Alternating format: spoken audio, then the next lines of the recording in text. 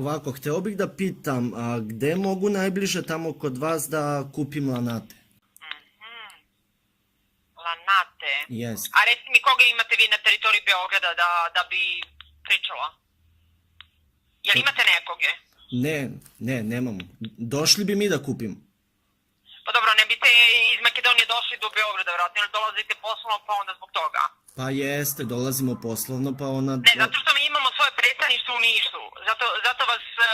Pa može, da, Niš nam je bliže, tako da mogli bi i tamo. Jel može? Jest. Evo sad ću vam dati broj telefona od koleginice iz Niša, pa sa njom kontaktirajte, može? Važi, nema problema, ajde sad ću. Evo sam malo.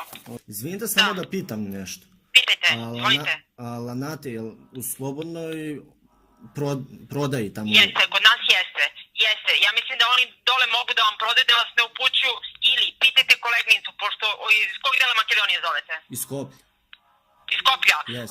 Neka vas uputi na koju poljoprivrednu apoteku dole u Leskovcu ili Vranju, to vam je još bliže varijanta. Znači, kome su isporučili, pa neka vam da kontakt telefon i bliže vam tamo pređete granicu i kupite. A da moji rođaci potraže, to ne mogu, fizičkim licima isključivo ne prodajete? Mogu, ali samo ne kod nas, nego u nekoj od poljoprivrednih apoteka. Aha. Mi prodajemo, imamo ovde malo prodaju, ali fizičkim licima ne prodajemo to.